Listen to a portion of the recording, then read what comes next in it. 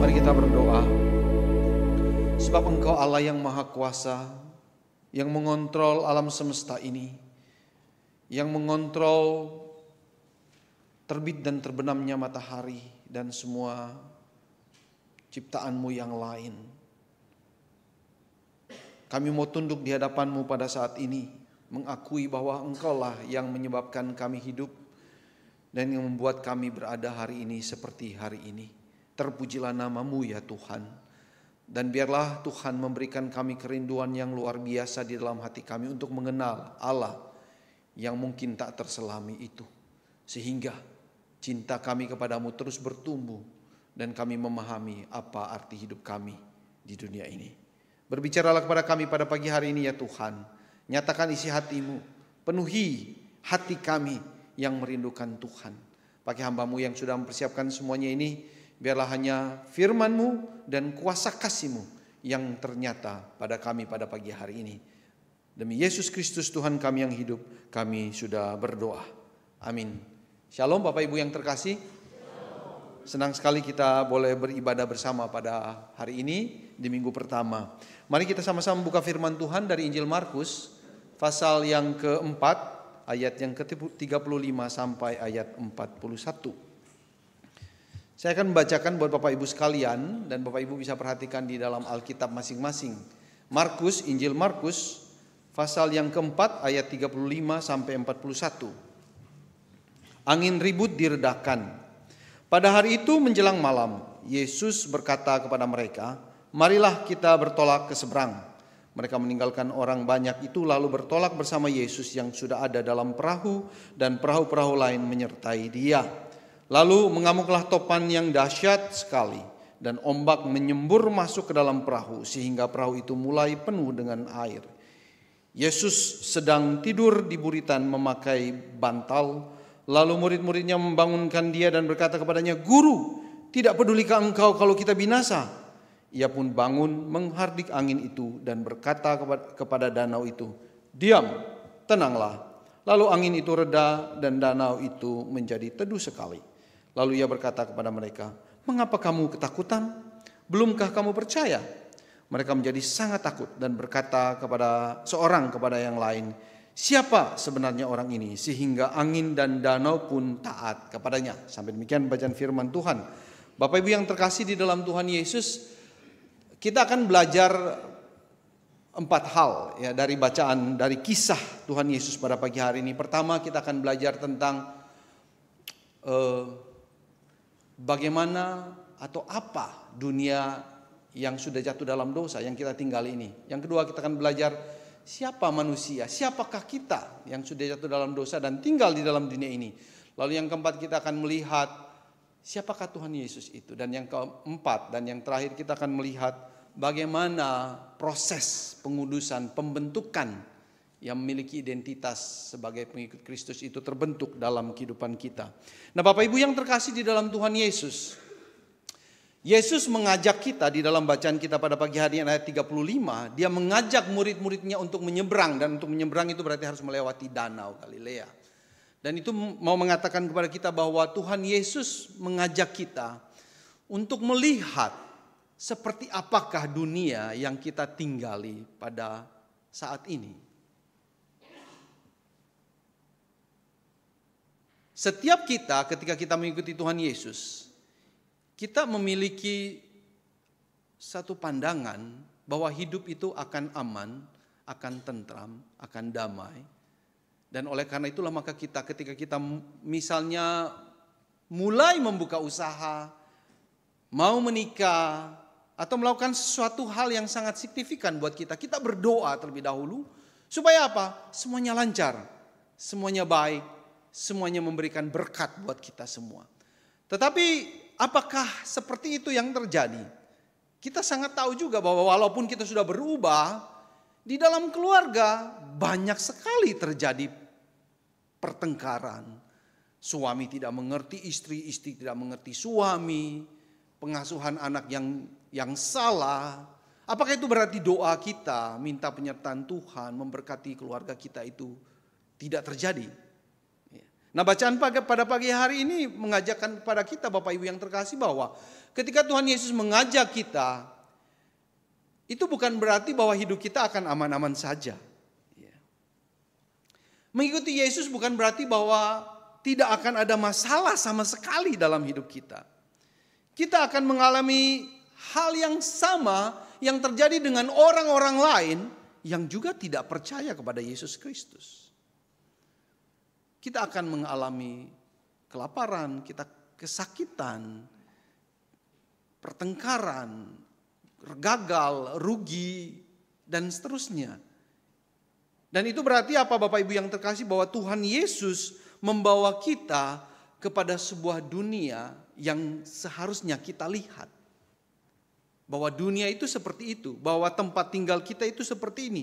Inilah dunia kehidupan di mana kita tinggal sebenarnya. Dunia yang penuh dosa. Dan inilah yang digambarkan oleh laut yang bergelora oleh taufan. Ya, kita baca di ayat berikutnya 36-37. Mereka menyeberang melalui danau itu, lalu kemudian datanglah taufan yang sangat keras menggoncang perahu mereka, bahkan masuk air itu ke dalam perahu mereka. Nah, Bapak Ibu yang dikasihi Tuhan, perhatikan bahwa dalam Alkitab laut itu melambangkan kekacauan yang terus menerus yang mengancam dan melawan Tuhan. Di Alkitab kalau kita membaca itu, maka kita tahu itu ngomong tentang kekacauan sebenarnya. Sedikit melihat ke masa depan, di dalam kitab Wahyu pasal 21 ayat 11, di sana dikatakan bahwa laut pun tidak ada lagi. Itu kan bahasa kiasan. Itu menunjukkan bahwa apa? Kekacauan tidak ada lagi. Ya. Dan lebih lanjut, Alkitab mau menggambarkan kepada kita bahwa gelombang itu bisa menggambarkan apa? Tentang manusia yang tidak percaya, yang hidupnya juga kacau, yang hidupnya tidak menentu, yang hidupnya terus berubah, yang hidupnya tidak beraturan, yang hidupnya tidak berbentuk, yang hidupnya tidak memiliki identitas. C.S. Lewis menulis sebuah buku dengan judul Sampai Kita Memiliki Wajah. Ya, ini sebuah novel sebenarnya. Tapi ngomong tentang apa? Tentang identitas. Bagaimana kalau kita hidup di dalam dunia yang berdosa ini dan kita tidak memiliki seorang penyelamat, bahkan kita pun tidak memiliki identitas itu. Yesaya 57 ayat 20-21 mengatakan begini. Tetapi orang-orang fasik adalah seperti laut yang berombak-ombak, sebab tidak dapat tetap tenang, dan arusnya menimbulkan sampah dan lumpur. Tiada damai bagi orang-orang fasik itu, firman Allahku. Di dalam Yakobus pasal 1 ayat 6 digambarkan di situ bahwa orang bimbang, orang yang tidak beriman, itu seperti laut yang bergelora. Nah, Bapak Ibu yang terkasih di dalam Tuhan Yesus, inilah kehidupan di dalam dunia ini, tidak menentu, ada naik, ada turun. Dan Alkitab menggambarkan sebenarnya ada 3 kekuatan yang menyebabkan dunia ini seperti gelombang di dalam air, di lautan. Yang pertama Bapak Ibu yang terkasih, yang membuat dunia ini kacau balau, ya pertama adalah keinginan daging. Nah, firman Tuhan mengatakan keinginan daging adalah perseteruan dengan Allah dan tidak mungkin tunduk kepada hukum Allah. Ya.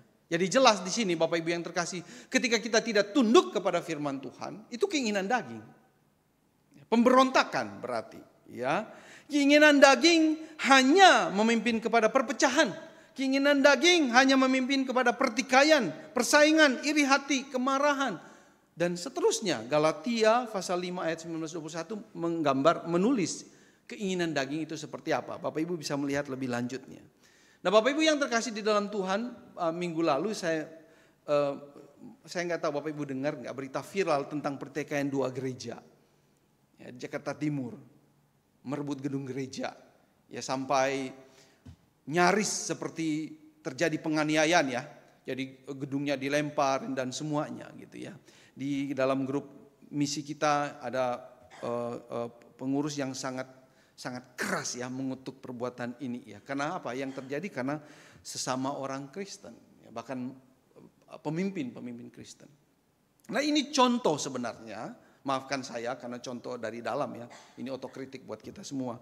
Ini contoh Bapak Ibu yang terkasih bahwa orang-orang yang mengaku percaya kepada Kristus lebih mengikuti keinginan dagingnya, sehingga nampaklah seperti itu. Sehingga berita itu bisa viral dan melibatkan orang-orang lain yang bahkan tidak percaya kepada Yesus Kristus.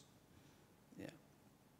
Saya pun dulu mempunyai kebiasaan menyindir orang lain, khususnya yang dekat dengan saya gitu ya. Saya suka sekali menyindir istri saya, ya, anak saya gitu ya. Mengapa saya lakukan itu? Karena saya ingin menunjukkan kehebatan, kuasa. Saya lebih pintar, saya lebih tahu dari kamu. Tetapi ketika saya dikonfrontasi oleh istri saya, ternyata suka menyindir itu juga menunjukkan inferioritas saya, ketakutan saya, kepengecutan saya untuk menegur orang dengan terus terang. Sehingga pakailah cara seperti itu. Dan ini mengagetkan saya. Ternyata apa yang saya pikir menjadi superioritas ternyata menunjukkan ketakutan saya, kepengecutan saya, Bapak Ibu yang terkasih. Nah Bapak Ibu, ada motivasi-motivasi di dalam hati kita yang jahat, namun terbungkus dalam kata dan perilaku yang kelihatannya elok dan manis dan dipuji oleh orang lain. Ini keinginan daging yang sulit untuk dideteksi oleh kita sendiri bahkan. Apalagi untuk oleh orang lain. Oleh karena itu kita harus benar-benar hati-hati dengan setiap keinginan kita.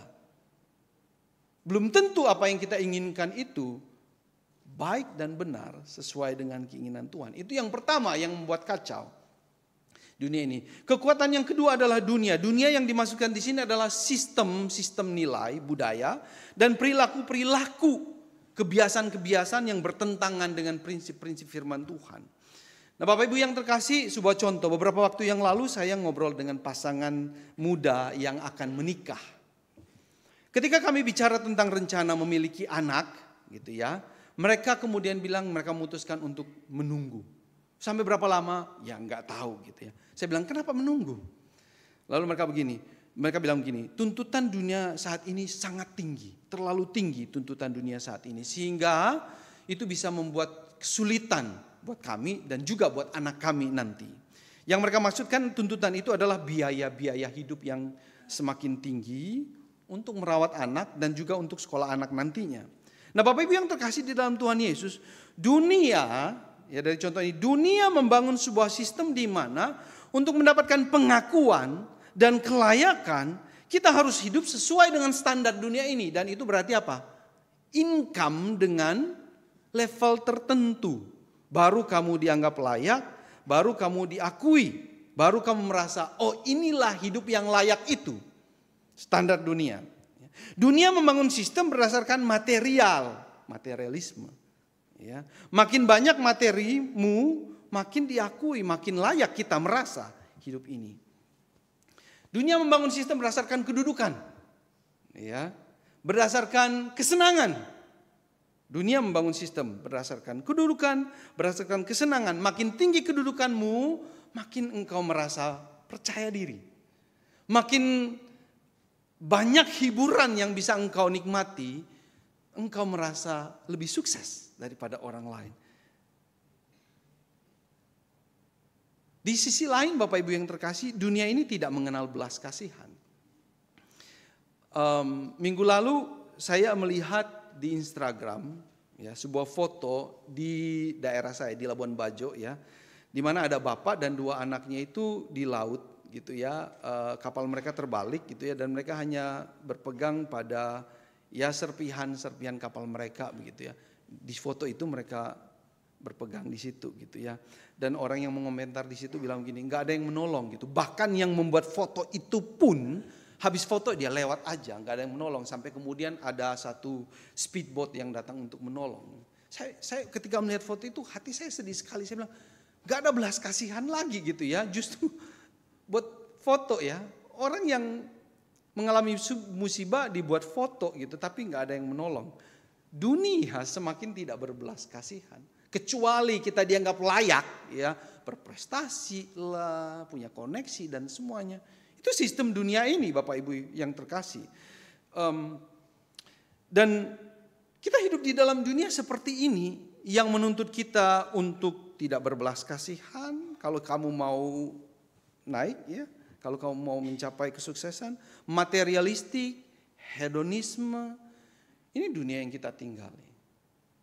Kita harus bisa melihat perbedaannya dengan apa yang diajarkan oleh Yesus Kristus. Tapi kita juga harus melihat dengan objektif bahwa inilah dunia yang kita tinggali. dan kita tidak boleh tersedot ke dalamnya. Yang ketiga, Bapak Ibu yang terkasih, yang menjadi kekuatan mengacau balaukan dunia ini adalah iblis tentu saja. 1 Petrus pasal 5 ayat 8 sampai 9. Berjagalah, waspadalah, musuh-musuh iblis berkeliling seperti singa yang menggeram, mencari siapa yang dapat ditelannya. Iblis menawarkan kuasa. Iblis menawarkan harta. Kita ingat bagaimana Matius menggambarkan Yesus dicobai oleh si iblis, dan dia menawarkan apa? Kuasa. Dia menawarkan harta. Ya. Dia menawarkan nama ya kepada Tuhan Yesus. Bapak Ibu, di daerah asal saya, di daerah Flores, kalau itu secara literal yang ngomong kuasa iblis itu, kuasa gelap itu sungguh nyata. Orang itu memiliki banyak sekali kuasa itu supaya bisa lebih kuat. Dan kalau ada yang merantau, saya pikir kita punya pelayanan di Nias gitu ya. Di situ diceritakan kalau orang mau merantau itu dikasih bekal gitu ya. Bekal kuasa-kuasa seperti itu supaya bisa sukses atau tidak dicelakakan oleh orang lain.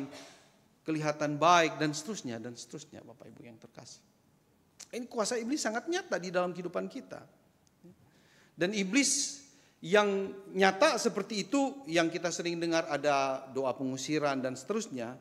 Iblis yang sama juga memakai keinginan daging kita, memakai dunia dengan segala sistemnya untuk membuat kita jauh dari Tuhan.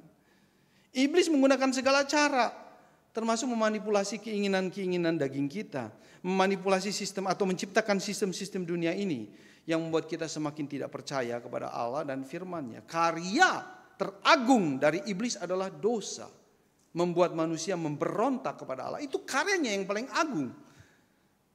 Dan kalau Bapak Ibu terlibat di dalamnya, terhasut di dalamnya, Bapak Ibu menjadi karya teragung dari si iblis. Dan tiga kekuatan ini senantiasa bergerak, bekerja di dalam dunia ini, mempengaruhi, menggoda orang percaya. Kita semua. Kunci dari tiga kuasa ini adalah memalsukan kehendak Allah dan memberikan imitasinya, gantinya kepada kita. Contohnya Bapak Ibu yang terkasih, kita punya kapasitas untuk bahagia dan senang di dalam Tuhan. Kita mulanya diciptakan untuk itu ya. Memuliakan Tuhan dan menikmati Dia selama-lamanya. Itu original desain Tuhan. Oleh ketiga kekuasaan ini kita dihalangi untuk bahagia dan senang kepada Tuhan dengan menggantikan Tuhan dengan apa? Makanan, minuman, pekerjaan, film, musik, drugs, seks dan seterusnya. Sehingga apa? Kita berhenti dan menikmati. Right now, right here. Sekarang saya mau, saya dapatkan. Dan gak ada Tuhan. Itulah sebabnya Tuhan Yesus memperingati bahwa orang kaya susah masuk dalam kerajaan Allah. Bukan berarti jangan jadi orang kaya. Tapi ini peringatan bahwa orang kaya susah. Kenapa? Karena orang kaya bisa mendapatkan apa yang dia mau. Dia punya uang, dia punya kuasa mungkin, dia terkenal mungkin. Dia bisa dapatkan apa yang bisa menyenangkan buat dirinya hari ini dan di sini.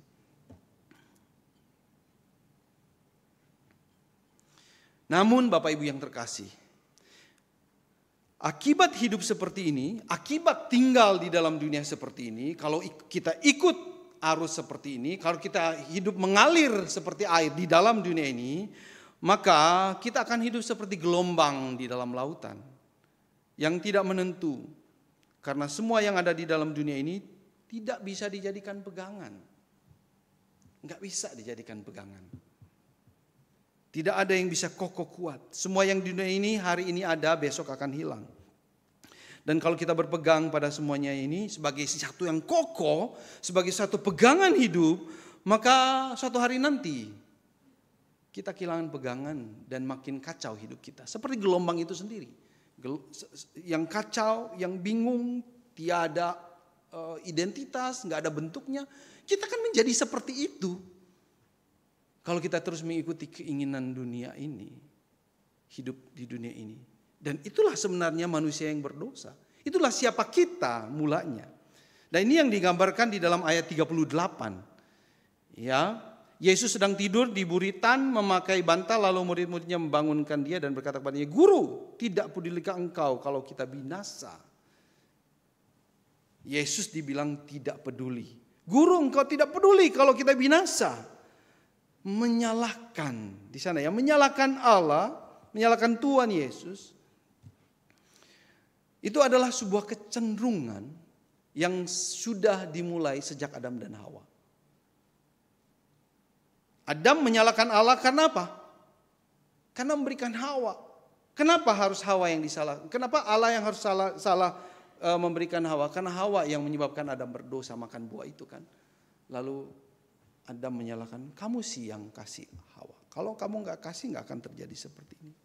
Dan Bapak Ibu sampai hari ini Allah sering disalahkan. Karena berbagai macam kesulitan yang kita alami dalam hidup ini. Benar? Siapa yang tidak pernah menyalahkan Allah di sini? Bapak Ibu nggak menjawab, saya anggap itu sebagai kata iya ya. Manusia di dunia ini termasuk kita adalah orang-orang yang memiliki rasa takut. Dan rasa takut yang negatif, rasa takut yang salah timbul dari rasa salah. Rasa salah, takut dimarahi, takut dihukum. Jadi kita takut karena kita sudah bersalah. Sama seperti anak kecil.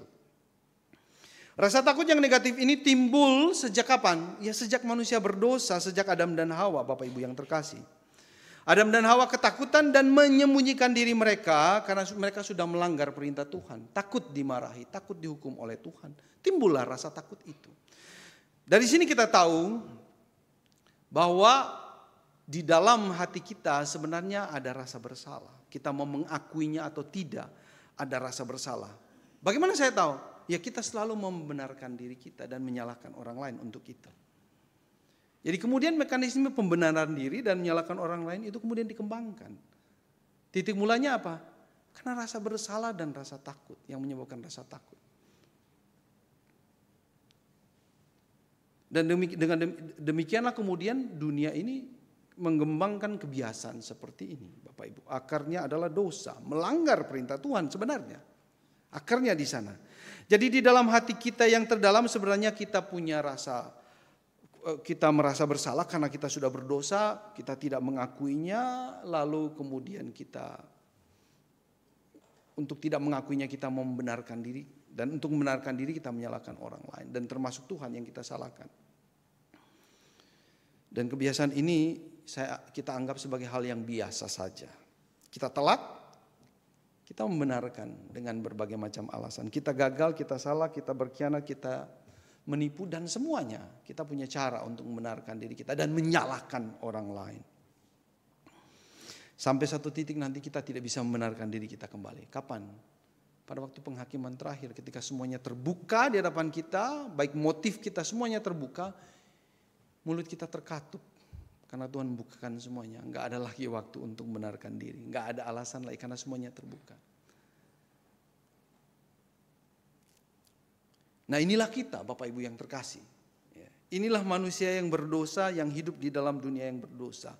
Kita bersalah, kita berdosa, kita takut, dan cilakanya kita suka membenarkan diri. Artinya kita tidak tahu kalau kita bersalah. Untunglah kita punya seorang Tuhan Yesus.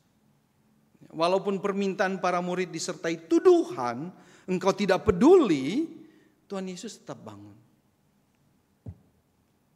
Yesus tidak wajib bangun kok dan menyelamatkan orang-orang yang sudah menyalahkan dia. Engkau tidak pedulikah dengan nyawa kita? Namun ia bangun. Apa alasan Tuhan Yesus bangun dan menghardik badai di danau itu Bapak Ibu? Apakah karena murid-muridnya menuduh ia tidak peduli? Apakah murid-murid minta karena dalam ketakutan yang sangat? Apakah Yesus peduli dengan pendapat manusia? Apakah ia peduli atau tidak dengan orang lain? Apakah Yesus takut ia dicap tidak peduli? Padahal ia seorang guru yang besar. Tentu jawabannya tidak. Yesus enggak peduli ya dengan semua perkataan orang. Karena identitasnya itu tidak ditentukan oleh apa yang orang bilang. Ya kan, dia tahu siapa dirinya. Dan itu tidak membuat dia menenangkan angin dan badai itu.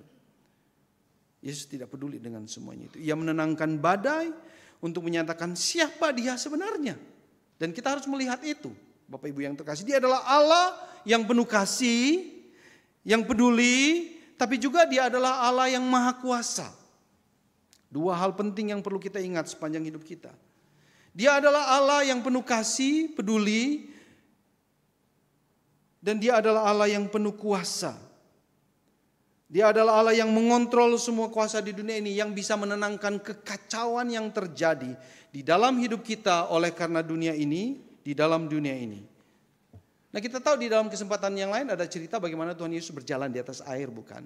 Nah, itu juga sebuah tanda ya, bahwa Yesus itu menguasai kekacauan yang terjadi dan memiliki kuasa untuk menenangkan semuanya itu.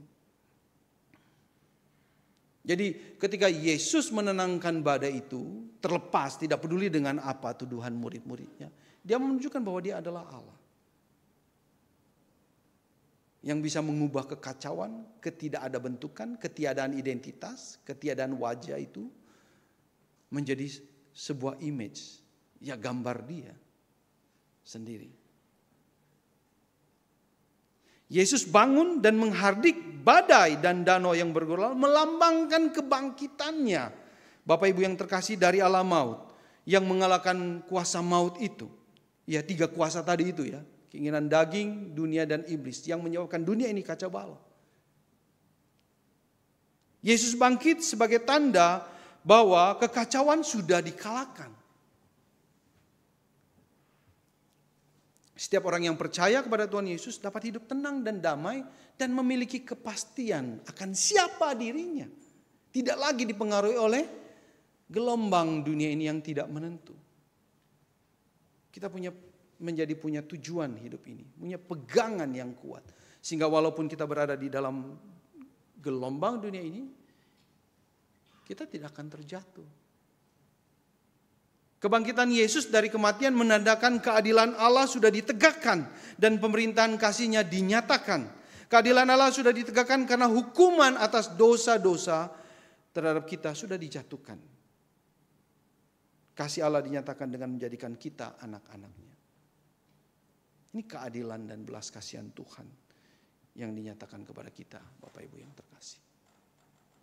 Nah, ini Yesus yang berada bersama dengan kita, yang berdosa di dalam dunia yang penuh dengan kacau balau. Dan kita harus berpegang padanya. Enggak ada pilihan. Karena kalau kita mengingat siapa kita tadi, kita orang berdosa. Yang takut, yang mau membenarkan diri, cilaka bukan.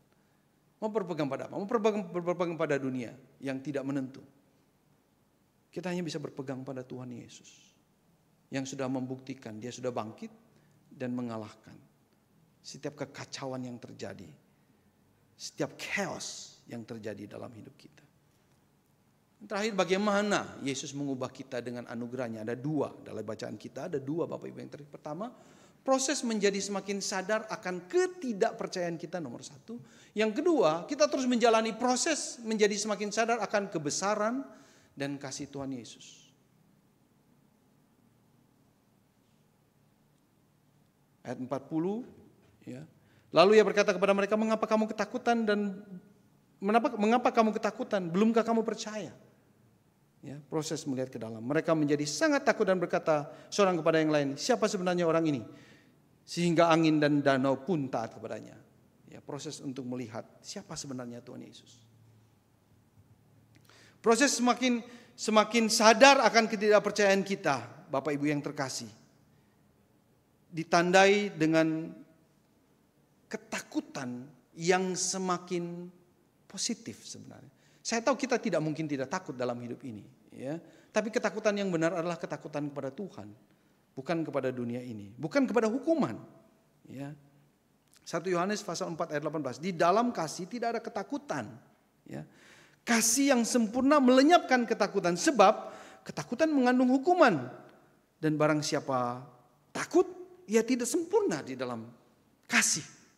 Dan kasih Allah sempurna dinyatakan kepada kita. Dan kita harus bersandar, tidur, beristirahat, berenang di dalam kasih Tuhan. Supaya kita tidak takut lagi akan hukuman. Karena hukuman sudah diberikan di dalam Yesus, kepada Yesus Kristus. Sebenarnya buat kita, tapi diberikan pada Yesus Kristus. Oleh karena itu kalau kita masih takut hukuman, aku takut dihukum.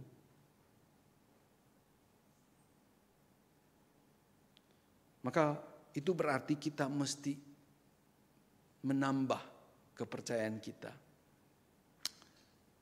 Mesti menambah kepada kita harus lebih banyak membaca firman Tuhan, belajar beribadah. Nah, dua proses ini selalu berjalan bersamaan, beriringan Bapak Ibu yang terkasih, melihat diri kita yang tidak percaya dalam bentuk kegagalan percaya kepada Tuhan Yesus, lalu kemudian melihat, ini bagaikan dua orang teman yang saling beriringan. Ketika kita melihat kita yang kurang percaya, alasannya mengapa? Karena kita melihat kebesaran Tuhan yang tidak pernah kita lihat sebelumnya. Ketika kita menyadari bahwa kita kurang percaya, itu berarti bahwa kita sudah melihat bahwa ada hal yang tidak kita lihat selama ini tentang Tuhan. Dan itu terjadi melalui penderitaan, kesulitan yang kita alami di dalam dunia ini. Dan ini terus jalan bersamaan. Dan titik berangkatnya adalah Allah yang mengasihi kita. Selalu dari sana. Selalu titik berangkatnya adalah Allah yang mengasihi kita. Lebih dahulu, pada saat kita masih berdosa, Dia sudah mengasihi kita. Selalu titik berangkatnya ada di sana. Kalau titik berangkatnya bukan dari sana, maka perjalanan kita akan salah. Perjalanan iman kita, perjalanan rohani kita akan salah. Kita semakin sadar tidak benar kita menyalahkan Tuhan.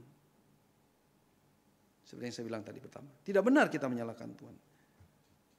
Tidak benar kita selalu membenarkan diri kita dan kemudian menyalahkan orang lain.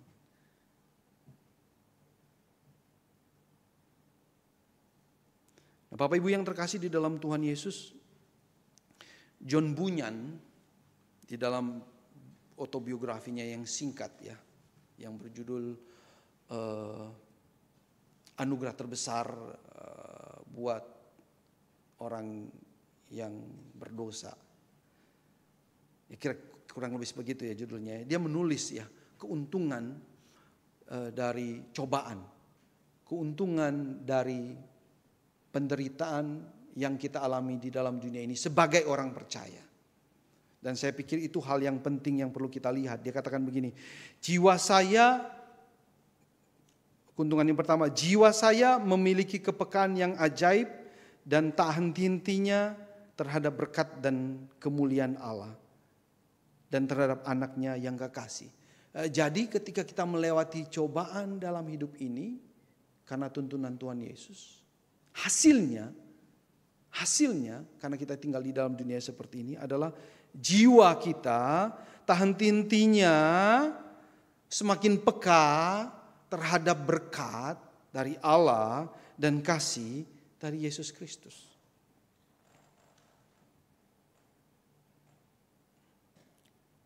Jadi mata kita semakin terang melihat seperti apa Tuhan itu. John Piper mengatakan begini, kita melihat Allah itu seperti melihat bulan pakai teleskop. Jadi yang jauh, yang kecil itu dijadikan seperti ukuran yang sebenarnya. Itulah yang terjadi ketika kita melewati kehidupan di dalam dunia ini sebagaimana adanya, penuh dengan penderitaan dan kesulitan.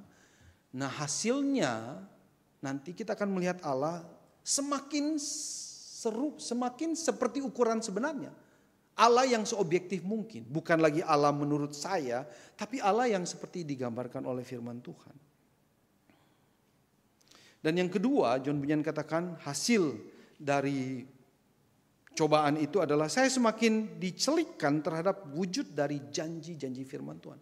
Jadi ditarik kepada apa? Kepada firman Tuhan. Dan ini membuat dibilang saya semakin tekun membaca firman Tuhan, semakin teliti membaca firman Tuhan. Kenapa? Karena penghiburan saya datangnya dari firman Tuhan. Jadi jiwanya semakin peka dengan kasih dan kemuliaan Tuhan.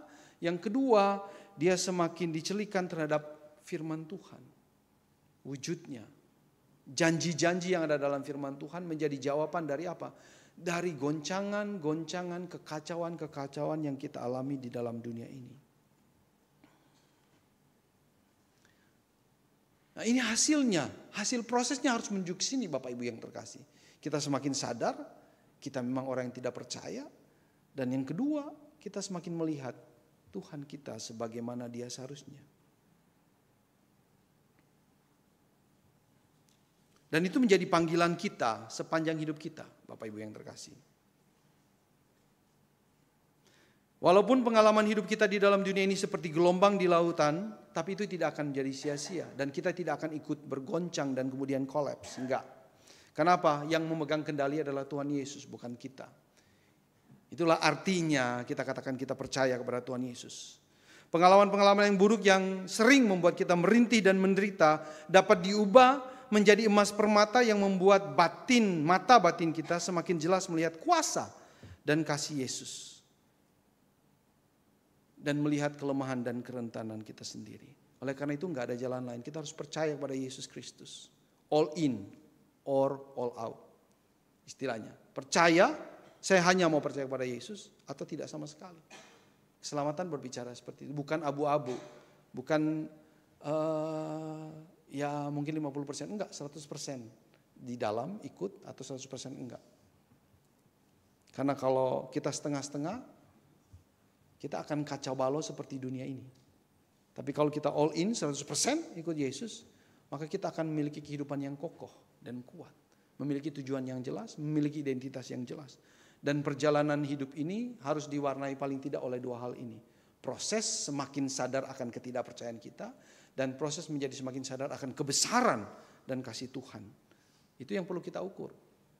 5 tahun, 10 tahun ikut Tuhan Yesus, yang kita ukur dua hal ini at least. Semakin sadar saya nggak percaya, oleh karena itu saya bergantung pada Dia dan semakin sadar akan kebesaran dan kasih Tuhan. Hanya Yesus pada akhirnya.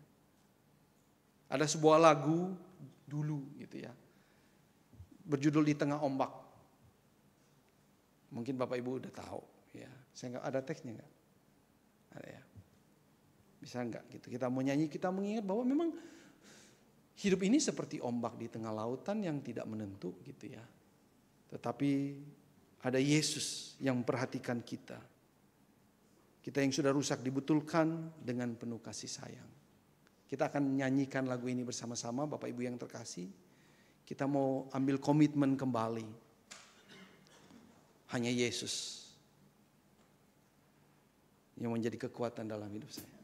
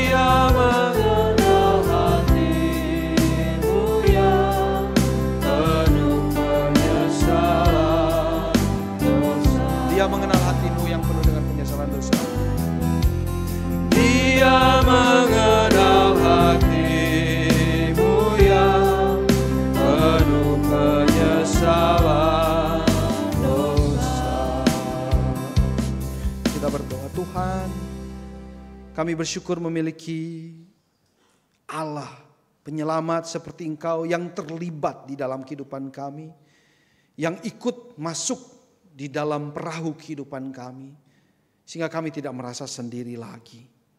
Kami mohon ampun Tuhan, kalau selama ini kami tidak percaya kepadamu, seakan-akan kami hanya adalah nakoda kapal kehidupan kami. Kami mohon ampun, kalau selama ini kami buta untuk melihat keindahan-Mu, kasih-Mu, dan kuasa-Mu. Kami mohon ampun Tuhan, kalau selama ini kami melihat diri kami sebagai yang terkuat. Ampuni kami kalau kami melihat dunia ini yang menentukan hidup kami. Ampuni kami kalau kami melihat bahwa iblis itulah yang membuat hidup kami menjadi seperti hari ini. Ampuni kami kalau kami masih mendua. Ampuni kami ya Tuhan. Kami mau hanya Engkau. Hanya Engkau saja yang menjadi nakoda dari kehidupan kami. Pegang kami. Ketika kami takut, ketika kami goncang, kami mau selalu ingat bahwa kami berpegang pada batu karang yang teguh. Engkaulah Yesus Tuhan kami. Biarlah kami pulang hari ini disegarkan dan dikuatkan menjadi pengikut Kristus yang teguh dimanapun kapanpun kami berada. Apapun goncangan kami mau tetap kuat. Karena Engkau sudah menyatakan diri-Mu kepada kami secara pribadi. Engkaulah adalah Allah yang penuh kuasa, yang mampu menenangkan badai kehidupan kami, kekacau balauan kehidupan kami. Dan Engkau peduli sampai sekecil-kecilnya dalam kehidupan kami. Kami bersyukur dan memuji Tuhan. Tolong kami Tuhan. Demi Yesus Kristus, Tuhan kami yang hidup, kami sudah berdoa. Amin.